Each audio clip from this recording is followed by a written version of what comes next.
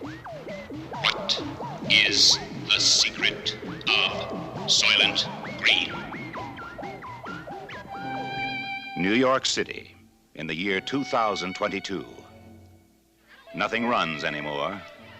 Nothing works. But the people are the same. And the people will do anything to get what they need. This is the police. What they need most is Soylent Green. The supply of Soylent Green has been exhausted. Return to your home.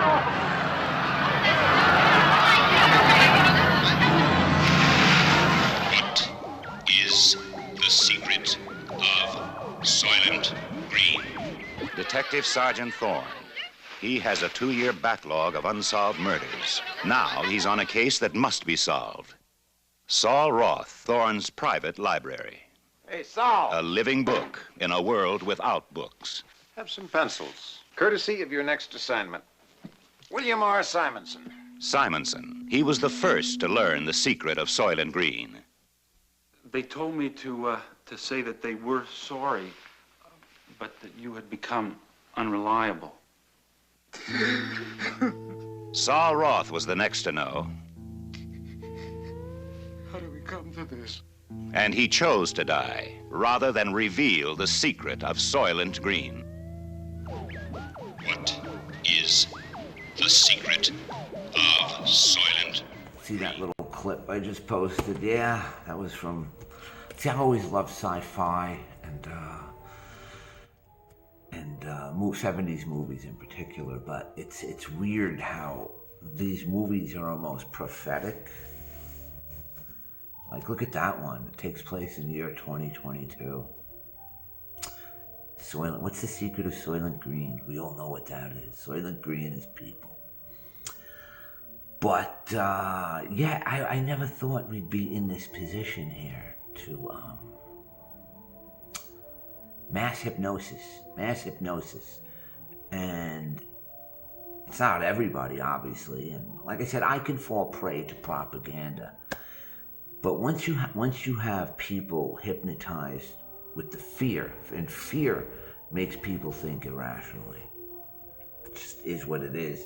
Here, listen to these little words from this rabbi. Because, you know, a lot of people are kind of like, what's going on here, man? You know? Here, take a look. Not the evil government. That's not concerning me. It's the stupidity of people is what's concerning me. The fact that the government is evil, I know that.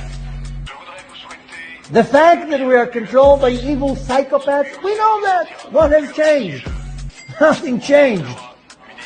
The fact that people comply, that's a cause for concern. And you know why? Because these are the people who are going to go after you at some point, not the government. The Nazis said we're not going to do another Holocaust the same way.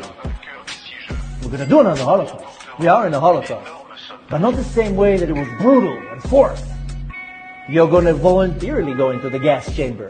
Like you see these long lines in Tel Aviv, people are just waiting in line. 5,000 people are waiting in line to get vaccinated. They're not even forced. There's no dogs. There's no SS officers. So the Nazis became more... There's what the rabbi had to say. I kind of concur. What is wrong? What is wrong with everyone? And what's basically wrong with everyone is, I guess, you know, you kind of just live your life and, you know, you just don't want to be thrust into these decisions, these wild decisions, you know? I mean, we've been dealing with this for a while. What I want to talk about, though, is, there's like 4 books. Actually, one's a discourse, one's kind of like an essay or a thesis, and it's a paper, and the 2 are actual books. And who was it that said, Sun Tzu, to know thyself as well as you know thy enemy is to win the war. And believe me, we are at war here, absolutely. But this one book was written And the 1500s. You see this? The obedience. The politics of obedience. And this is by Etienne de la Botte. Botte. Could be Boite. I think it's Botte. Bat. Anyway, there's a couple of passages in here that I highlighted. Let's see. Better take my glasses off. Getting old. Which men do you think would march more gallantly to combat? Those who anticipate as a reward for their suffering the maintenance of their freedom, or those who cannot expect any other prize for the blows exchanged than the enslavement of others? Perfect. It's perfect. Because we are in a battle here. Like I said before, it's a spiritual battle. It's a battle for the whole ball of wax. Because they're not going to let up. They're not going to let up on this. I can assure you this. They're not going to let up. And you got to figure out what side you're on. You know? And like this is just this book, this discourse basically covers like how does despots, like one despot or a group of despots, how do they control millions, thousands, millions, and at this point, billions of people are being controlled by a few, the puppeteers, you know, that are pulling all the strings. And yes, there are puppeteers and there are strings being pulled. It's pretty evident. And I know I'm probably preaching to the choir, but whatever. We need to make some sort of stand here. But that's one essential reading. It's very small. It's a very small read. It's like 70 pages. This book, his actual discourse is like 40 pages. It's translated from French. It came out in the year 1550. 1550, they were writing about this. They were writing about this in the year 1550. The next stuff is this paper I have, and it's called The Fate of Empires and a Search for Survival. You can download this. What is it? Once again, quick read. It's like 50 pages. Apparently, the lifespan of an empire is like 250 years. And we're right there. Some have been shorter, some slightly longer, but they all the great ones tend to fall into this. The one thing I said, The Fate of Empires. I highlighted this because I like this. It says, the only thing that we can learn from history, it has been said, is that men never learn anything from history. Yeah, I mean, we're in decline. Next up on my essential reading list, people, is a book by Douglas Murray. It's called The Madness of Crowds. The Madness of Crowds.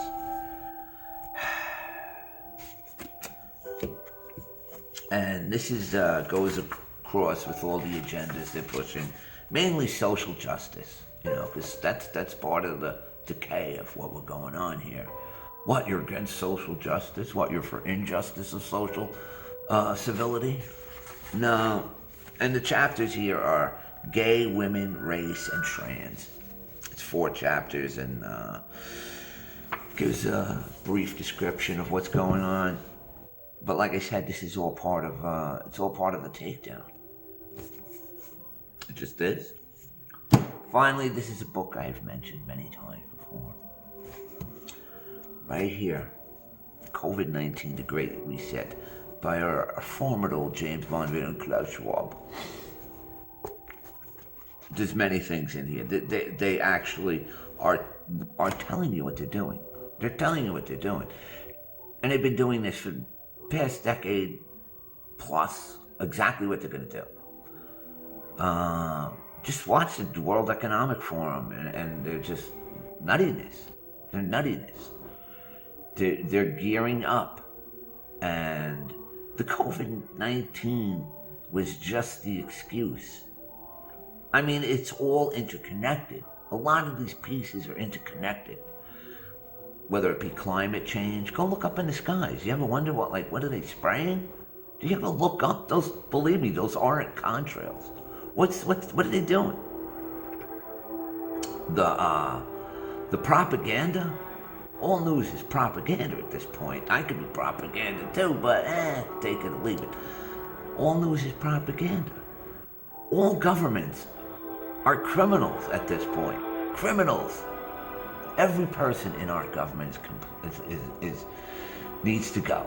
I'm talking the Ted Cruzes, the Rand Pauls, the Jim Jordans, all of them. Why? Because they're complicit and they're not calling out what's going on right now. I don't know, maybe is it the timidity of everyone? Is it just, oh man, I just, it's not me, I got it, it's them, I complied, I listened. Well, what'd that get you? Did it get you anything? Really, did it get you anything? But yeah, you should read these 4 things. You could probably get them in bookstores or order them online. But like I said, you need to know your enemy. And this is right here. How are you going to get to know your enemy? Read about them. Because they're writing what they're doing. Telling you what they're doing, man. They're telling you what they're doing. But with all of that, and oh yeah, another thing, you can hear the music I'm playing. Time. They're taking our time, man. They're not just taking our freedoms, they're taking our time. The days are blurring, the months are blurring, the years are now becoming interwoven blur. And that's what they want. No, don't let them take your time. Continue what you want to do. Do not comply. You have to. This is, like I said, this is for the whole ball of wax. Right now, right here. See, people don't realize a lot of times they're actually living in a pivotal moment in history. Because you're there. You don't really, history tells what's the pivotal moment, but this is a pivotal moment right now. Right now. And you're living it. You don't even know what role you're going to have in it. Because sometimes leaders just come out of nowhere. They just do. You may have been a librarian or a clerk, a nurse, a fireman. Now all of a sudden you're thrust into a position. And that's the whole thing. People need to be led, but you have to be a good leader. I don't know. That's the paradox, isn't it, though? Can you be a good leader when you're in power of other people? Can you not fall prey to whatever comes with that? Can you be benevolent instead of like all these malignant monsters we got now? They're horrible. They're horrible. What the true goal is, I don't know. Obviously, I think it's personally depopulation of the planet. That's what they've all talked about. They don't like us. The government doesn't care about you. They have contempt for us. They hate us. They want to do away with us. They have no need for us anymore. We're a burden. We're a cancer on the planet. But they're the cancer. They're the problem. All their nonsense. But anyway, peace. Have a wonderful evening. What's December 20th? Tomorrow's the 21st. What's that? The winter solstice, right? New season. Climate change. Anyway, have a good day.